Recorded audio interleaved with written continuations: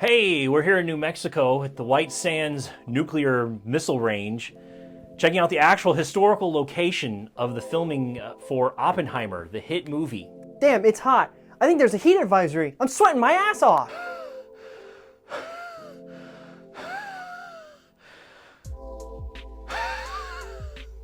I see a bunch of people running out by the fence there.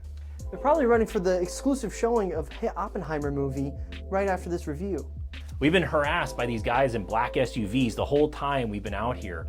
I don't know what they're looking for, but we snuck under the fence to find a good location to shoot this. I mean, this nice open plain of nothing with some mountains in the background, maybe. Including all of our furniture. And we brought all of our furniture under the fence. Anyway, I got this exclusive popcorn bowl for our exclusive view of Oppenheimer, the hit film and highly anticipated. Hey, that's pretty cool. Yeah. And if you open it, and Hey, wow. a little tasty snack. And we can get some more when we hit the hit Oppenheimer, highly anticipated film. So stay tuned for the end of this review so we can show you exclusive footage from the exclusive screening of the hit film Oppenheimer right at the end of this review. With our live reaction. I paid $70 for this. Popcorn's damn good though. Better than that stupid movie theater we went to. The hit movie Oppenheimer is directed by Christopher Nolan, who's also known for Batman, and Batman. This is a national emergency. The hit movie Oppenheimer is about a guy who made the nuclear bomb with a bunch of other guys, and he felt guilty about it because he didn't pull the trigger. Did we ever figure out a title for this show? No. Oh. You get sort of just calling Maybe it. before we upload the video. Oh, Lord. All right. So we're here in the White Sands, New Mexico testing range to do the Oppenheimer review of the hit movie Oppenheimer. Hit film, the highly acclaimed.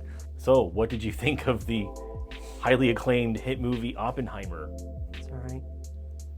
All right. Thanks for showing up. Let me get my special sand iPad out real quick here. Movie. I brought a smaller boomer helper. Okay. Where would you like to start? I guess the structure of Like the whole... all good stories, start at the beginning. Okay. Basically, at the beginning of the film, it's an editorial craziness. Yeah, it's very erratic in everything it does. It's very cut very quickly and dry. Doesn't really give you much time to understand what's even happening. Right. And it's just cuts and cuts and cuts and cuts, and it goes as fast as possible. So the film has multiple different timelines taken from the perspective of him recounting the story at a security clearance renewal appeal thing. Yeah. And he is giving a statement, reading to the committee about his history. And through that reciting of the history, we go back in time and review his life. The bad thing though is at the beginning it's probably about 3 different timelines at least. Total, I think. Intersecting, like crossing and weaving each other throughout the whole beginning of the film. And it creates a confusion if you're not really paying attention to it. Yeah, you have the socialist, communist kind of era before he gets accepted to the program. Then you have the program itself, really, and then you have the part with the admiral, which is him trying to get away, trying to get Oppenheimer's clearance taken away. The political portion of the film. Yeah, the political, like the aftermath, so to speak. Right. In between aftermath, I guess. You also have kind of that intro part where it's his like formative years, where he's a young man at early universities, and he's like having the visions of the quantum realm or whatever you want to call it, and Ant-Man's in there growing big inside Thanos. And so he's like seeing the quantum realm, and he's having an existential crisis about how the world is built and what it is about, and he wants to kind of like harness that knowledge so he can understand it more. That's kind of the premise of why he gets into what he does. And then we cross over into something that happens after he builds the bomb that has Robert Downey Jr.'s character in it, the Admiral, where he is trying to lure him to a very lucrative and prestigious position at a university that the Admiral is running, or a think tank or something. Yeah, they have the hydrogen bomb committee or whatever. Yeah, the oversight committee too. Thing. Yeah. And so you have all these different things happening, and it doesn't really place you in anything. And so you're jumping through all these timelines, and as an audience member, you're trying to figure out where you should land, who you're trying to sympathize with, who you're latching on to. And obviously it's Oppenheimer, but which version are we trying to sympathize with? Which one are we trying to latch on to? Where are we going to finally gain some purchase on taking hold of something and go with him on the journey? And that's what I feel at the beginning is lacking, that part where you can jump in and say, okay, here we are, we've established something and we're moving. It takes like 15 minutes for you to like understand what's even happening at first. You know, I think it's the erraticness again is because he's trying to make a story perspective through the whole thing, and so you're kind of put in those shoes to be confused. You're more placed. The audience is more placed in the position of the security committee, where they're hearing all these retellings and all these other accounts, and the audience is sympathizing with Oppenheimer, and then you're kind of trying to find a element against him. So, and multiple times in the film, it's either against himself or it's against the Admiral at that point. You know, there's kind of two different points. Or fighting the bureaucracy of the government. Yeah. And at that point, we don't really know anyone or anything that's happened. We're just getting this. We obviously know that he's under some sort of scrutiny. Yeah. We don't know why quite yet. So after we kind of get past that initial weird crisscross of timelines, we finally establish ourselves after this frantic pace into the point where he comes to Berkeley. Yeah. And he meets the guy who's building the atom smasher or whatever it is. Yeah, the actual machine for them to do everything. And so that's where it really starts the arc. Well, that's where the movie really begins. Yeah. Where it starts to the point where you're getting up to the climax of the bomb going off. Right. And the movie is split into two halves. Yeah. You have the first half where it's him and his build up and struggle to make the bomb before and after. And then you have the political fallout of this Admiral guy. The Admiral, like I said, I think the crisscrossing timelines were added in because at the end we have this Admiral guy who's trying to get certified, voted in as a cabinet member in the current president's administration. Because he becomes the center of the film at the end, we had to have something that introduces him at the beginning. Why is he there? Why is he interacting with Oppenheimer? Who is he, etc.? And how that comes back around in the end and relates to Oppenheimer wouldn't be established unless we had seen that early scene with Einstein, Oppenheimer, and the Admiral at the university or whatever. And if had that not been there, we wouldn't have any real context for why everything is happening at the end, motivation-wise, for the Admiral. And so I think that's the primary reason why there's so many crisscrossing moments at the beginning, is because we're trying to establish a lot of groundwork to set the story up for the ending. Yeah, it makes it really confusing because, if you don't put those there, I mean, it's like you just show up with a new character out of nowhere. But those elements that you have in there kind of interrupt the story, so to speak. Right. So, they put them in the black and white camera, which was specially made for the film.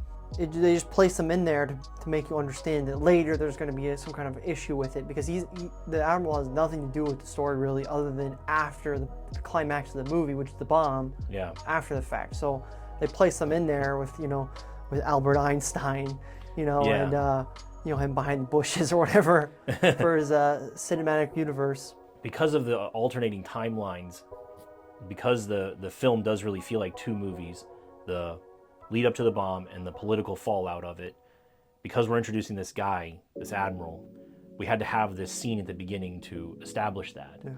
And so that's what creates kind of this dysphoria at the beginning where you're kind of lost in what's going on. And there's this, like you mentioned, there's the black and white camera. And I don't really recall if the black and white scenes seem to be during the security clearance thing, right? It was during the. But then it also cuts to Admiral like the stuff. past.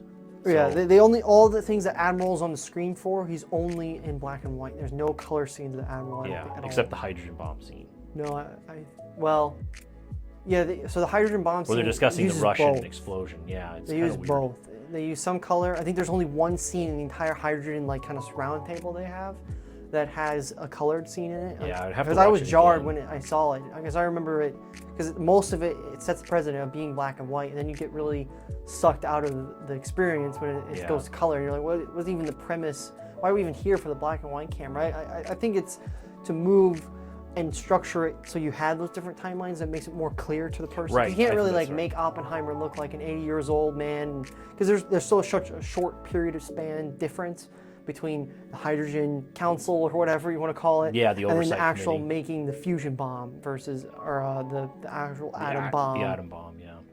And so I think they use it to delineate time. Yeah. Yeah, and Make that's it the a lot most more- useful aspect of that, I guess. more. And I would have to see it understanding. again to really pay attention. It was hard. Yeah. My wife was nagging me the whole time. You know, I'm getting this crazy opening, 5 minutes, but there's already been 2 different scenes from 2 different timelines. Yeah. And then my wife's like, "Do you want some popcorn?" And I'm like, and then I start getting into it again, and she's like, "Do you want a drink?" And I'm like, "Stop." And then I'm into it again. There's been like 800 scenes so Yeah, far. and it's going by so quickly. Going by so quickly, and I'm barely keeping up. And then she's like, "Do you want some nachos?" And I'm like, "Come on, like leave me be for a minute." I can't even pay attention to what's happening. Because they can lead us to the movie theater experience Yeah, in 2023 or whatever it you want to was say. it was really packed. Yeah, it was I a was lot of surprised by people. how many people were there. Yeah, we saw the 70 millimeter, so I didn't think many people would see it. No, we didn't see the 70 millimeter IMAX the way that, No. that he prefers everyone to see I don't it. have the privilege. To see Yeah, it. we're not in a IMAX. privileged city like Indianapolis. Indianapolis, of all places to have one, and where else? It's like Rhode Island. Yeah, there's some weird places. I think it's Boston though, actually. So that I makes think a more lot of them are sense. attached to museums and stuff that have. Yeah. I remember when I was a kid, IMAX was a big deal, and you'd sit in those seats where you're like this, and there was a big dome, and you'd watch the movie, and it was like monstrous. I mean, the screen was many, many, many stories tall, and you're just watching it across the whole ceiling. It was amazing. Now you watch IMAX, and you're like, this is just a big movie screen. Yeah, Yeah, so we been a saw the while. 70 millimeter film print, the Yeah. standard 70 millimeter film print. which I enjoyed. Mm-hmm. I think it's like one of the first times I've seen film in a while. I can't remember the last, maybe Transformers, if that was in film or not. I'm sorry. It was probably, probably digital. film. I don't know. I think it would probably be digital.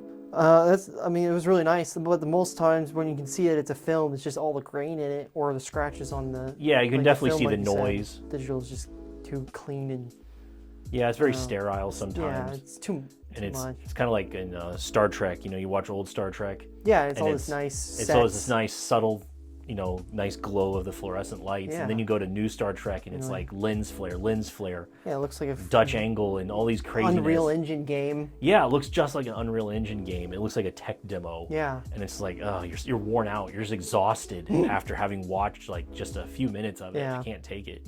You know, I worked in a movie theater for like a decade, and so I was a projectionist, and seeing and hearing the flip of the film through the machine, from like loading the platter into the machine and the gate of the projector, and hearing it spool up again was really neat. Yeah. And you don't hear that anymore because everything's digital. And so that was kind of a You don't cool really throwback. hear anything anymore. Maybe with the fans of the entire room because the cameras or the projector's so hot. Yeah, the bulb gets super hot. You can't even touch it. It'll melt your fingers like you're getting in the Ark of the Covenant. Yeah.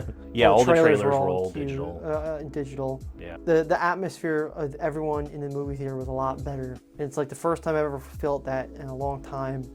Back in before 2010, even before 2010, you don't really get like pre-Marvel age. Like, That's true. Now you're before Phase 1 where you have like your Iron Man, your Thor. Now that the movie theater experience was still like that. Yeah. But after you get into all the other stuff, people change and it's just not the Yeah, same experience. where No one even everything- pays attention anymore. It's more like going to an amusement park.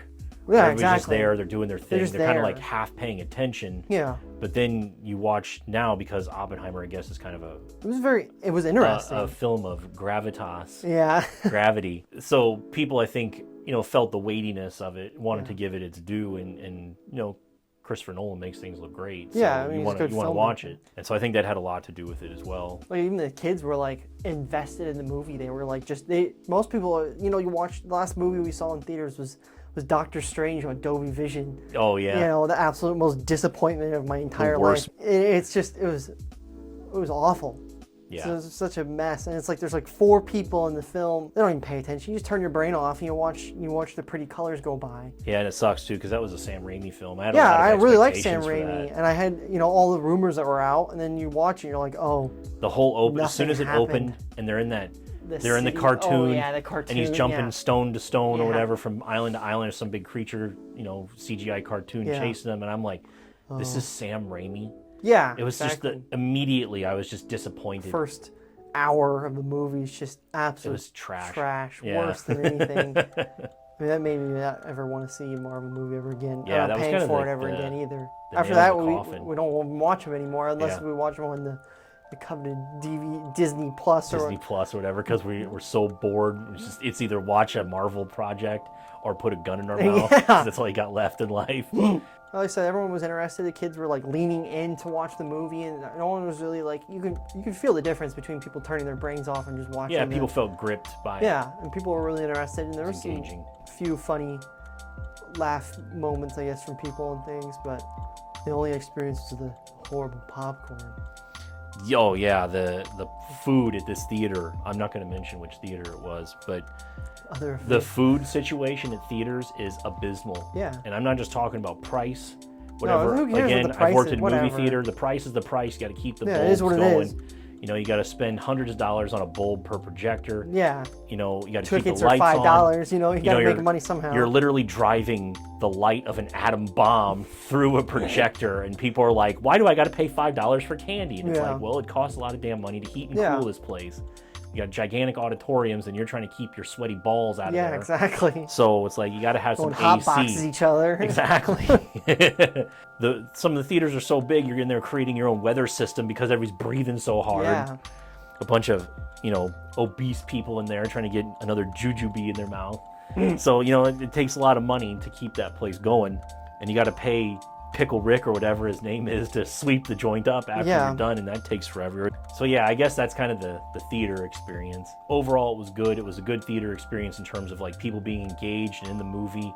You didn't have too many obnoxious people. There was some bag rustling and things like that. And those are just things that you give and take in the experience or whatever. But the food was abysmal. The theater experience is awful now after COVID. There's they don't even use the ticket counter anymore. Yeah. They're just scanning your coupon or your whatever is. It's such a lifeless process. All of the magic is gone from it. I don't even have a physical ticket anymore. Yeah, I got a piece of paper, I print it off from my own printer. It's like if I wanted to do that. I don't even have a souvenir of my experience. If I wanted to print my own tickets, I would have just done it in the first place. Just put a QR code and I got the same thing now. Exactly. You might as well have just been a guy with a gun in there and just being like, get out of the theater, you watch the movie, get out now. Yeah. So, I want to make one last statement, I guess, about the chronological or the timeline thing. I was thinking that I wonder what the movie would be like if it had been edited in chronological order. Yeah. You could start with him in his review, reading the statement, and then literally just going back like it's some sort of 80s movie. It's like, yep, that's me. Wonder how I got there. And so that's really how it starts. How did I build the most devastating weapon in the game? Just Hiroshima blowing up, and he's like, yep, I built that. I bet you're wondering why I made the worst weapon ever made. I'm about to tell you the story of my life. Let me tell you where it all started. And just him with a gun in his mouth in the bathroom. And the Donnie Darko rabbits behind him trying to tell him about quantum physics or whatever. And he's like, I can't take it. So yeah, it's just the chronological thing would have been interesting to see, I guess, as an alternative cut. Like if somebody would make that a fan-made cut, I think it would be interesting to see it all in true chronological order. And I think just as an exercise, it might help people who were confused by the beginning or whatever understand it. I think you get it by the end. By the end, I think it really puts it all in places. It ramps up really quickly in the beginning. Then we have the bomb, and then it slows down really hard. That's why I feel it's completely different. Two different movies. Two films. Two different tonally movies. They're different pacings. Like you said, you ramp up, go to the bomb, bomb's done, now we're all done. Why do we even still here in the theater? And I think it would have been great as like an HBO series. Yeah. But no one's going to make an HBO series because there's no Oscar involved. Yeah, it's like... And Christopher Nolan wants to win Oscars. Yeah. And that's the most prestigious award. Which will be nominated. Oh, of course. And so you're trying to make a film because that's where the money's at for the production company. It's where audiences are at, and it's where you get your prestige. It's where you go for Oscars. So it's the only way to make something if you really want all no of one the makes any money recognition. from streaming anyway, so. Yeah. And so if you do HBO, you have 13 episodes or something like that to make a really great film where you could divide it into those parts that it needs to be and give it all the time it needs to breathe. Because I can barely keep up with the faces and names of all the scientists there. It's like, I can only recognize it because the kid from Drake and Josh is there. It's like, there's that guy, I know him. Yeah. But no one's gonna make a TV show because who cares about Emmys? You know, everybody's cleaning their toilet with the Emmy. Did people care about Oppenheimer much to watch that? Watch a television show other than having Christopher Nolan a part of it? I mean, that's probably the movie was made. Well, Christopher Nolan sells. You know, he sells has a film. He may or may not want the premise or not, but it's like, you know, he made the movie, and that's the only reason why people are seeing it. Right. Because of the hype behind Christopher Nolan and Batman. Yeah, the maker of Batman, and Batman. And sometimes other things. And sometimes other movies. But this is all anybody knows him for. Yeah. And they're very different comparatively. Like this movie's, you know, you have your superhero syndrome, you know, mindset where it's like, you know, everyone can watch these movies. Yeah, you just, these are a little bit better than your average Marvel monkey movie. None of those where, you know, people are just in there beating rocks together on a cartoon. These are, you know, real Christopher Nolan films, but they're still basic enough where Batman sad, parents dead, Batman become Batman, punch evil man in balls. Batman go buck nutty. Yeah, Batman goes buck nutty. And starts beating people. Starts beating up people. To near death or whatever, but right. You know, it's still Christopher Nolan where you don't have CGI. You don't have CGI bad guy versus CGI good guy. Right. Fighting in CGI place. You know, they're grounded movies in that sort, but you know, I thought this movie was a lot closer to Interstellar than it would be. Like kind of that concept where it's like a little bit more, you know, where he's seeing the vision of the people, like the light flashing and stuff, which I really liked a lot. Yeah. But I wish they would have turned it up even more. You know, we have this gravity of this bomb here, which is another, you know, issue in itself. The whole climax of the movie you're waiting for. But then you have this kind of aftermath of what he's feeling himself and his reaction to it, and where he realizes like, oh, I just made this huge thing. Yeah. And someone's going to change the course of humanity. And you know, you have some of these things where it's like the people, they have like some of their skin falling off, and it's just a lot of white noise, which I enjoy a lot too. The guy throwing up. Yeah, the guy throwing up, which is kind of like a good way of like showing some of those progressive things without him like really knowing until later. I think it's the crossing of the different timeline, him recounting the information. Right. I think that's why that's I put what it I in there. speculated, that since he was recounting these events in his mind as he was recounting them, he was thinking about the implications of it along the way. That's why they kind of intermingled, because in reality, I don't think anybody fully understood the effect that the bomb would have. Yeah. Because even in like history, like we didn't understand the radiation effect completely, and the long-term effects and cancer and like human mutation and things like that. And they grace over that a little bit too. A bit. They're just talking about a dynamite explosion basically. They're not really talking about anything. Like after the war, because America felt bad, we would bring Japanese people over who were affected by the bombs, and they had been disfigured, but they were still alive. Yeah. And we would give them free plastic surgery. They would be on evening shows and stuff like that to show that we were trying to be benevolent. And after this devastation we had wrought. And so that was a big deal. Is that the after effects that we didn't account for, we did try to like assist in a roundabout way. You know, that's just a very broad thing we did. We really did, like the whole entirety of our country felt awful for this because of the unaccounted for side effects that it had brought. And so that's kind of an interesting thing where all those things that he's seeing were things that needed to be expanded upon. Yeah, like there's only one kind of gruesome, it's like the charred corpse that he like steps on. I think that should have been like the whole thing. I think he should have been in a field of them. Instead of being like the people disappearing off the bleachers or so, they should be like just annihilated and just like zombies or something, you know, something that would be more gravity. I understand it's like, it might be a little gruesome, but to show the gravity and the tense and the emotion of the whole thing, and show that you sympathize more with Oppenheimer and understand what he's going through. Yeah, because there's no real... sea of people, tons of things, and like the Japanese things where they show later, they're like, this is what it showed. This is how many people died. This is what it looks like. Yeah. Like they go through the slideshow. Yeah, they don't show any of the slideshow. You know, they didn't show any of it. I think that would have been the bare minimal Exactly. to show the emotion impact. Yes, emotional because impact. what we're supposed to do is we're supposed to see his mental state change. Yeah. And that's something that isn't conveyed very well. Yeah. Obviously, he feels bad at some point, but we don't really... I think it's when the bomb goes off when he's in the bunker. Yeah. That's when he changes.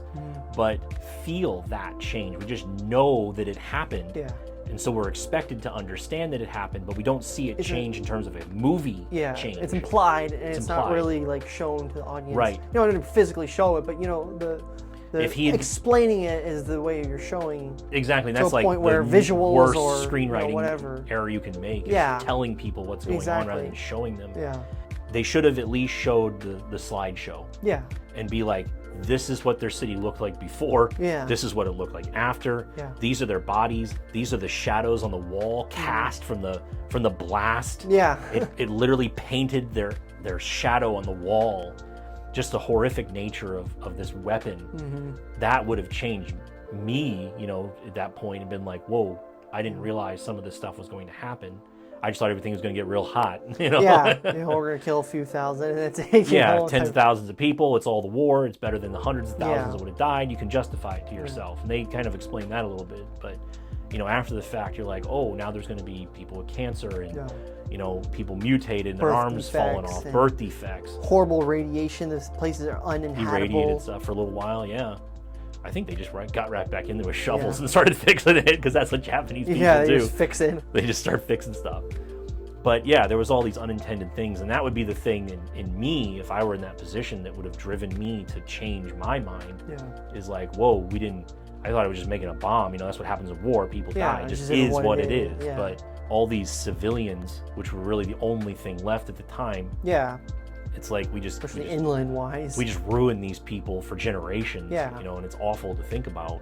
That I wish was more expounded upon. Yeah, I mean, like you go on Twitter or something like that before we watched the movie, someone was like, "This is really sad. I feel horrible. I should have just watched Barbie or whatever." And it's like it wasn't even that. Like, it was a little bit. It was like a little bit different, but it's like if you would have put these elements in there, if the whole point was to make people like whatever message you have is to have an emotional impact and show that emotional impact, I think people would be like, it's like I intend for more movies to be like, I would just go take it to a 15, man. I mean, like the emotional impact, I should be horrible coming out of that theater. Yeah.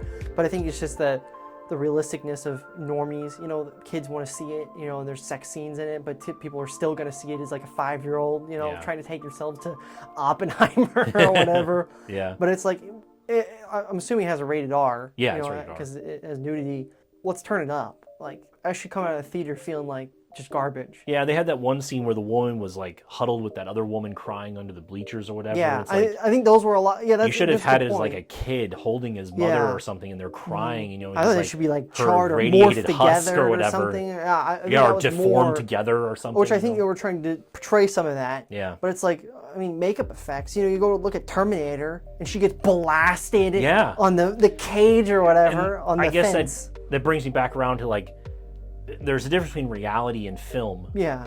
And I feel that because we're trying to convey something to an audience, the film has to exaggerate certain elements. I'm not in the position, so I have to over-exaggerate the emotion to get you to understand the same position that you would be probably in if you were in the situation. Right. And so I think, like you said, taking it up to a 15 at that point would have been called for to get us in his headspace, in his mind, about how he felt about the situation. Because the whole headspace where his wife is like, you don't even know what you want, or everyone's telling him you don't even know what you want, you're confused. Mm-hmm. I can feel the confusion because I don't even know what's happening in his. Yeah, I've been turned around by it all. His whole like emotional state is so confusing that you get that effect where like I feel what the other people feel, but I don't feel what he feels. That's true. Oppenheimer himself. That's very true, because it kind of feels while you're watching it, you're on this boat in the middle of the water, and rather than kind of like committing to a direction to go, you're just kind of floating back and forth, and he hem-haws through the whole thing about, you know, is he a socialist? Yeah. Is he communist? Is he a spy? Like, is he just a guy? Does he want to help the United States? Does he want to bomb things? Does he know the consequences? Yeah. Does he want the fame? And I think that's part of the intended effect, but the movie as a thesis doesn't really take a position on anything. Yeah, I think it would be fair to say then that it would be the position the audience is in is the security council. The projection oversight of audience council, is what it is you're in the position of the council that is seeing him and judging him whether he needs his security clearance renewed. That's probably I think the that point, fits in for the entire movie to be justified in what it does. You have to draw your own conclusions. Yeah, you have to draw your own conclusions. You're figuring out what's happening. Is he a socialist? And then it makes more sense why you would be confused. Mm-hmm. You know, I'm confused at like what is even happening? You know, Right. like is he doing this? You can see him hem-hawing. Yeah. Doesn't really take a position on anything. So it's kind of like this multi-directional thing. You can either go fully in from the start of his kind of school career to the end of being the bomb going off. I say again, we're saying that's the first movie, so to speak. Yeah. You could go in and just show him making the bomb, his struggle to make the bomb, and then his kind of moral quandary of, you know, being more focused on Oppenheimer as what are the implications of the bomb, the and then projection. that part gets strung up more as the political implications of the bomb start to manifest. Yeah, over that's his like your life. second, Yeah, you know, for our the Oppenheimer. fallout, if you will. Yeah, our Oppenheimer cinematic universe here. Right. So now we have a trilogy where Yeah. the first one is Oppenheimer makes the bomb. Yeah. The second one is the political and social ramifications of making the bomb. And the third one is Albert Einstein eats a Subway sandwich. Yeah. And that's the whole thing. Because the part where it's like the admiral, the round table, it isn't very explained of why the admiral doesn't like Oppenheimer. You know, Right. at the beginning, Until the end. the very first scene and the last scene are the only reason why you know is because he said something to Albert Einstein, and Albert Einstein gave him a crappy look. Yeah. Or didn't even acknowledge he was Didn't there. acknowledge really. he was there, really. There, really, because he was upset, and then later they explain what it was. But I mean, he has a kind of an explanation dump at the end where he's like, he was caught by his lawyer, I think, or something like that. His legal counsel, I would say. His PR advisor, I think it is. Yeah, there you go. Alden Ehrenreich. Yeah. Han Solo was playing him. Yeah. Oh, okay. Yeah, that's where. Yeah, that's where he is. Yeah. And Guy will never be in Hollywood again. yeah, that poor guy will never get a really great acting role. Especially Han Solo. Because Lucasfilm sank his career Yeah. for making a subpar screenplay. Yeah. Even though he was good. Yeah, I liked thought him he was as Han great. Solo. I think he's perfect. But he's boxing him in, and there's this kind Yeah. of intellectual game happening where it's like who's on which side and where is it Yeah. happening, and the intrigue of it becomes more the focus of the film, and that's part of the reason why I think it's a little bit of a muddy film. Yeah, it's a completely different direction. Mm-hmm. It's completely different. It's almost another movie.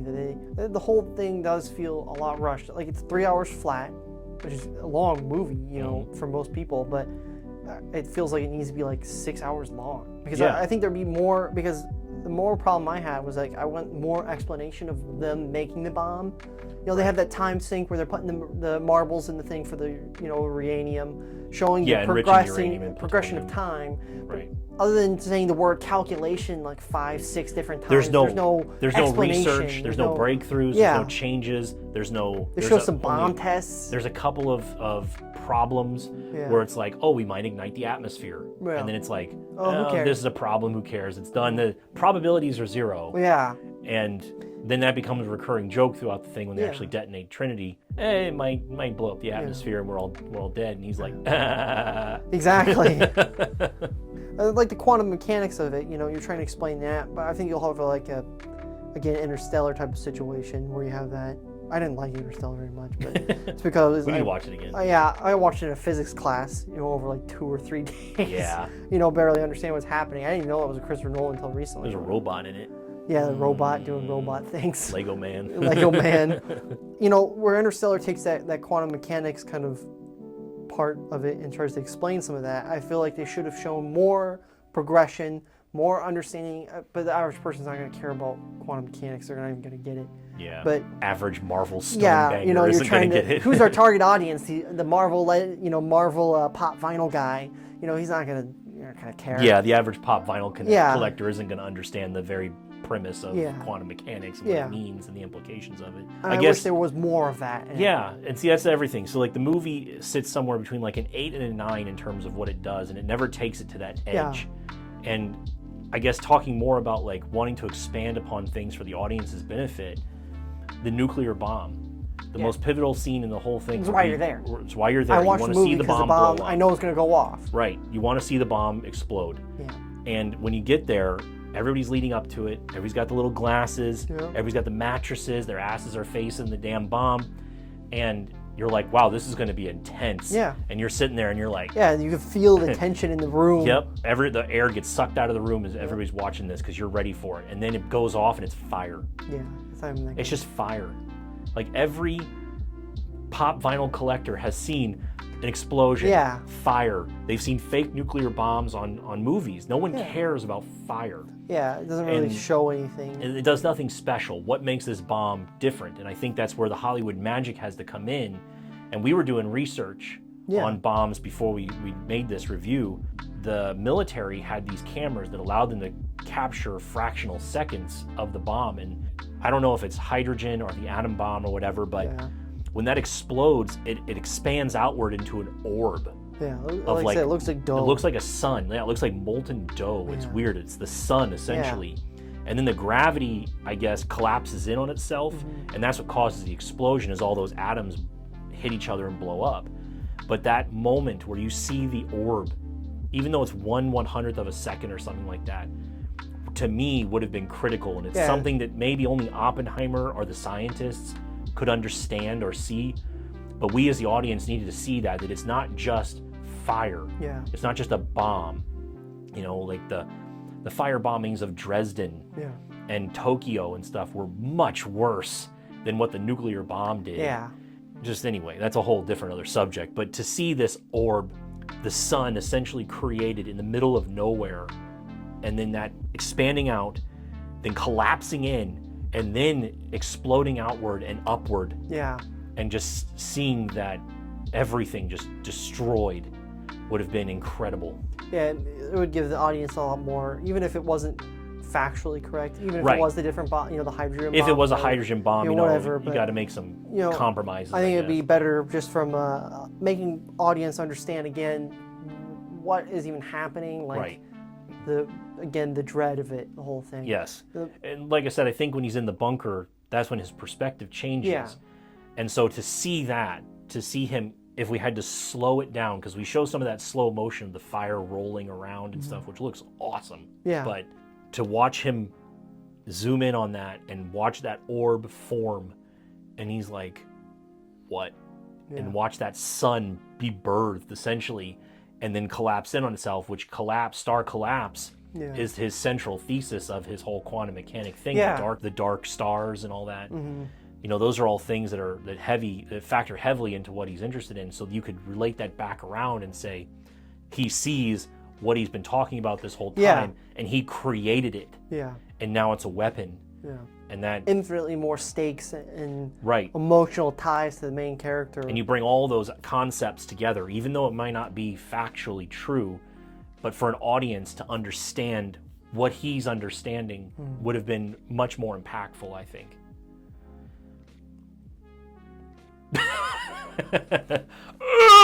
Yeah. No, I think the movie has like an identity crisis, really.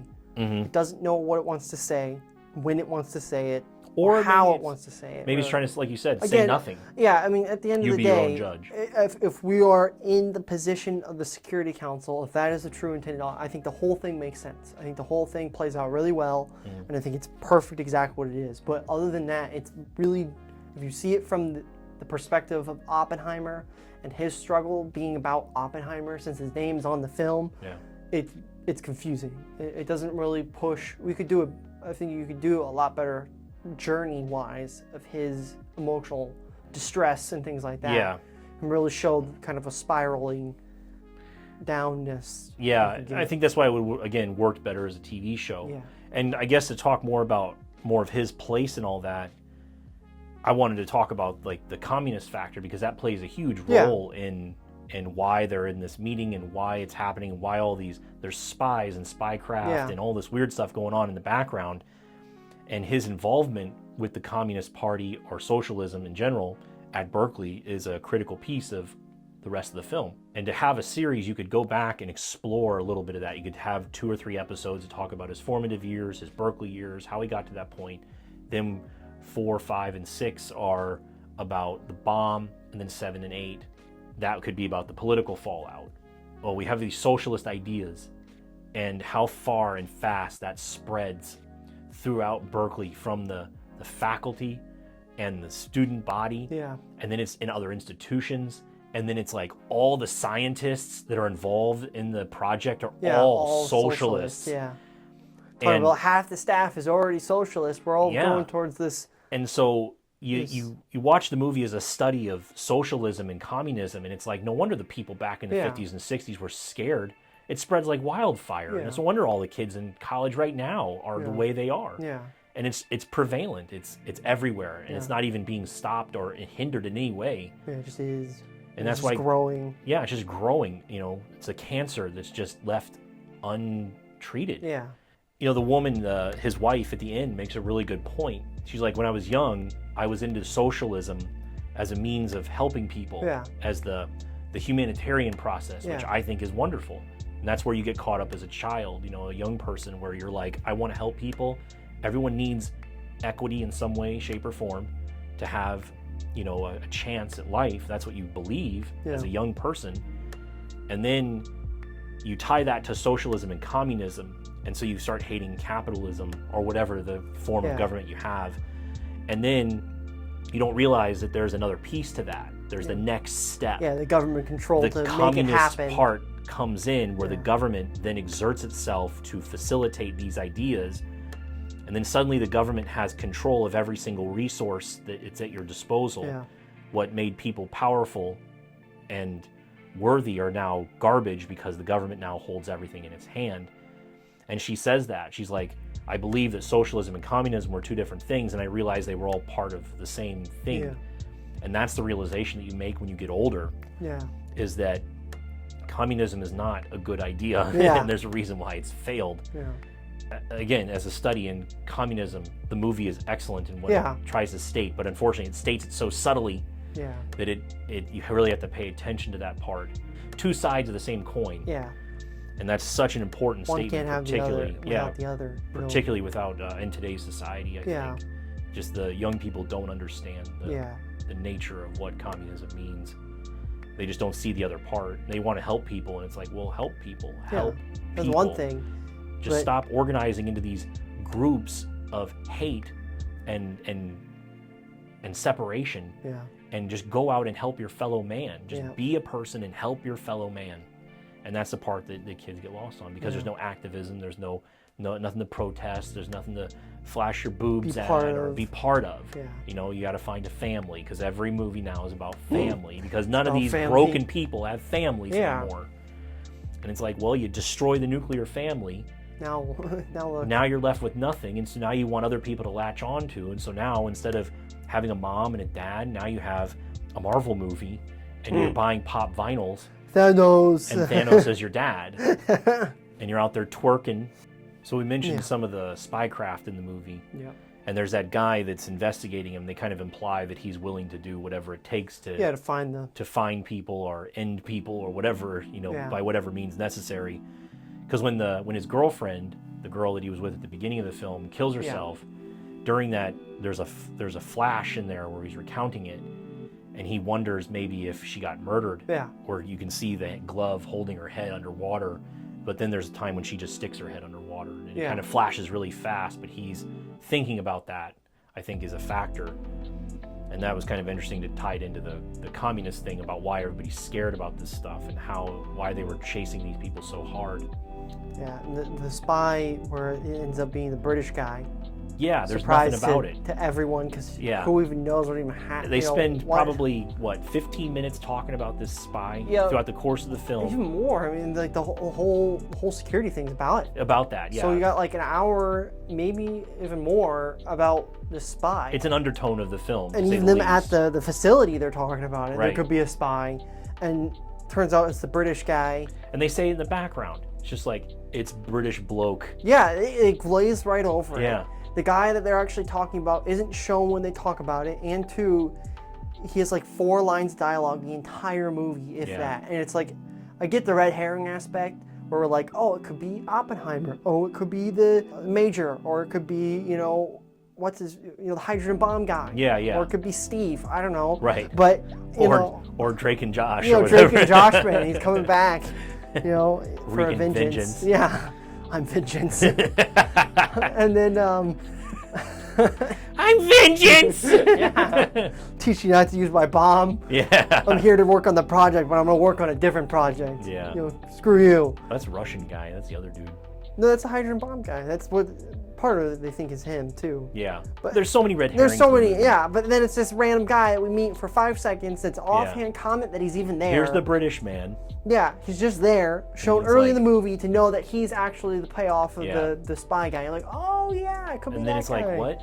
It's like, we haven't even talked to this And the only guy. reason why you don't suspect him is because he wasn't in the movie. Like I said, he's 4 dimes. And then he shows up, and then Matt Damon's like, yeah, it was the British guy the whole time. British Weird, bloke. huh? British man doing British things. Yeah, exactly. And then it's just done. It's over. Yep. Movie ends. Yeah, movie ends. See you next time. Oh yeah, speaking of next time, Albert Einstein in the bush. Yeah. What is with that? Yeah, it's like the guy gets in the car and he drives off and he's like standing out in the field. Yeah, he's just there like Yeah, he's like in the shadows. hunched over. Like, hello, Oppenheimer. Let me tell you about things. Yeah, let me impart on you wisdoms. Thanks, Albert. And then he walks like into the darkness. Yeah, he just walks off. Yeah. So do you live here? Do you live across the street? You're just like living in this median bush He's got like here. a blow up mattress out in the middle of the field. Yeah. Like, what's this man even doing? He does such a good job. They don't really use him, which, again, I guess they're going, factual type thing. You can't really, like, stray too much. Probably wasn't really interested in much in it. That's where you could go with the before time. You show, instead of telling us, hey, Oppenheimer and Albert Einstein don't like each other, well, here's why they don't like each other. They just say they don't like each other. Really, they have like some kind of disagreement. They don't really explain what's happening, like why they have a disagreement. They just said, they don't like each other. That's why Albert Einstein isn't in the movie. Yeah.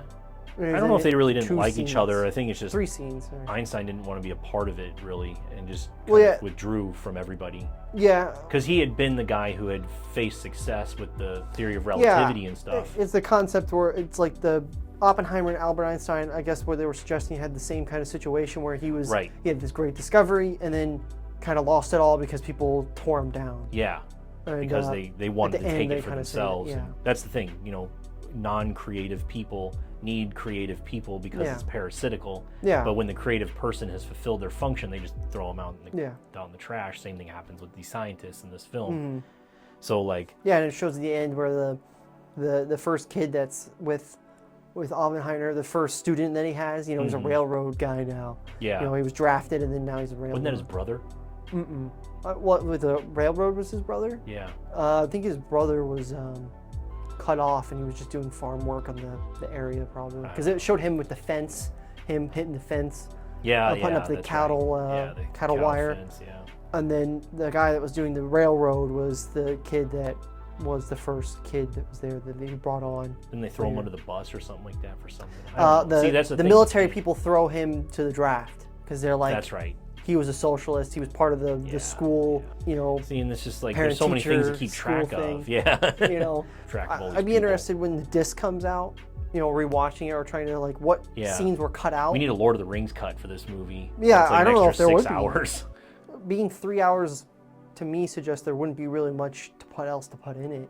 I bet he had a 4 or 5 hour movie when he first cut it. It's like all that should be released because it's like there's a lot of jump cuts that are like. Yeah. Sometimes they're time cuts. Sometimes they're, the next day or whatever, week, month. Yeah. Sometimes it into goes, the future. Yeah, it goes into the way past. past. Yeah. Seeing what was cut out, I'd be really interested in what kind of features or even behind the scenes things were. Or just an explanation of like why he did things the way he did would be great. Yeah, and people were talking like IMAX. This film was filmed with an IMAX camera. It's like, what was it? I mean, I guess we can't really see because we didn't watch it on IMAX. Probably the explosion thing. Yeah, I would obviously say that would be, but it said there's like 30 plus scenes with IMAX camera, and I'm like, obviously we probably wouldn't see it because we don't have the theater experience where they're cutting the aspect ratio or whatever. But it's like, what do we even use it really? I mean, other than the bomb and maybe some of the. I would probably use it for the quantum mechanic parts with the particles that he has around. Maybe use this for something like that, for something that's really detailed. But I don't really foresee why they would be using it. Yeah, outside of the novelty of it. Yeah, and then they have like the dynamite, the one stick dynamite tests they do with the big because the bomb is a giant sphere made of different things impact chunks, into it, and then they detonate like 3 or 4 of those chunks, and they just blow up, like not even doing anything. I don't understand how we went from small dynamite explosion to this giant massive thing that we're supposed to be like frightened of, basically. Right. And then it's just a giant ball of fire that doesn't even really last. And that's where all the science stuff would have been interesting to have. A small place where the scientists were doing things, overcoming obstacles, developing stuff. Why? Yeah, the thought process. Yeah, the thought of process of development. Why we did this? How did we come to the conclusion that we can't look at it or something like that? Why do I have to look at the wall and things? Like the Trinity test. If you watch Trinity test, they have buildings out there and they just smash the building. I think that's really? later. Yeah. Well, if it's later, then whatever. I think the Trinity test something was like just... that, I feel like would be more impactful than just.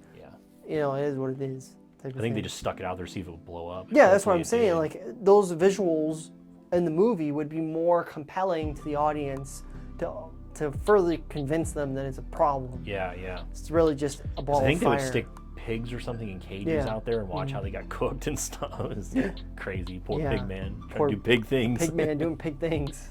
To me, Oppenheimer is, again, it's a Christopher Nolan film, so you have maximum quality filmmaking. Yeah. The craft is incredible and unparalleled.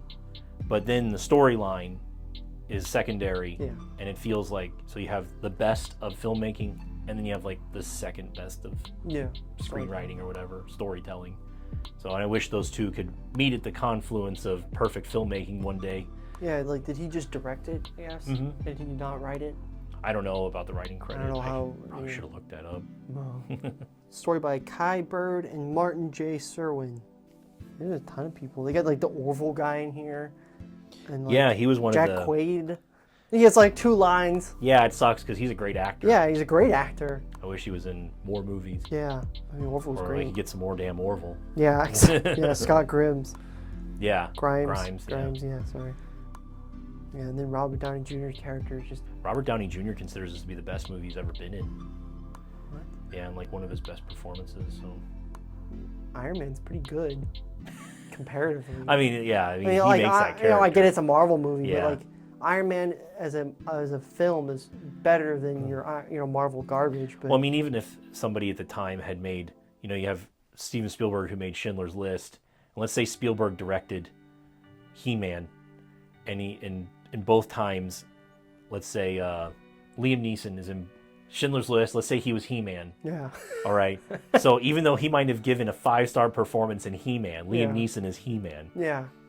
He's going to say Schindler's List was his favorite film of all time and the best role he ever did because it's more emotional, it's more impactful, and he won an Oscar for every it. actor wants to go and do drama, Right. in their serious arc, whatever. Yeah. And this is like, I guess, a more well done production wise, but I think he was really good in Iron Man and other things, but Such a zoomer. just like, well, this is Marvel movies. Because he's in like every single one. Well, I mean, even when they made Iron Man, the insurance company wouldn't insure him. Yeah, that's what I'm saying. Because like, he had so many problems in the past, and the studio had to take a risk on him.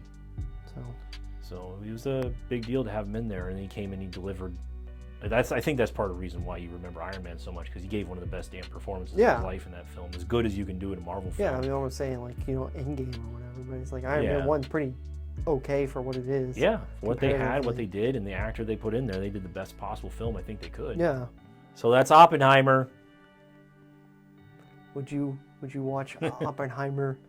I would watch it because I did watch it, but yeah, it's a great film. I think everybody should see it. Yeah, I think everyone should. And it needs to be something more than just I'm watching it on a surface level. It needs to be I'm watching I want to watch it again to pick up everything and make sure I understand it and timelines. I think a home release would be really good. I mean, I'll probably get it. And I hope somebody makes a damn good DVD. I'm tired of all these cheap discs that they make.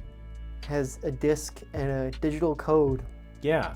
Like, put a Sometimes little effort a Blu-ray. into your movies, Hollywood. That would be great. Yeah. Just a little bit of effort. I know not every boomer is buying movies anymore, but please, for the love that is all good and holy, please make a good disc. Go look at what Arrow is doing and what Criterion Collection is doing, and make some good movies again. You used to make great DVDs. Hire one guy to make all the spines on your movies match. Yeah, that would like be Warner great. Brothers here. Look at Warner Brothers. All these movies. They're... Get out of here! They're gorgeous and they match. Please. Just have someone, one person in your whole department that makes DVDs. Put someone in charge that's going to make all your spines look right. And print a few more covers so we don't have to sit here without covers and look like a bunch of homeless people. All right. I recommend Oppenheimer. It's alright. What the hell is that? I bet they're starting the exclusive screening right now of the hit movie Oppenheimer. It's Oh. highly anticipated. The people at the fence, they're not moving anymore. I think they're not even there. Well, more seats for us.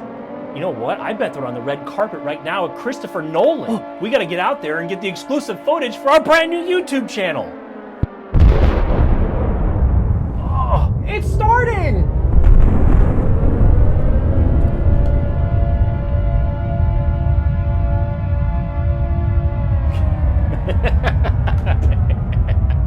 It's the exclusive showing of the hit movie Oppenheimer? This 70mm IMAX movie hitting different. Ow! It's so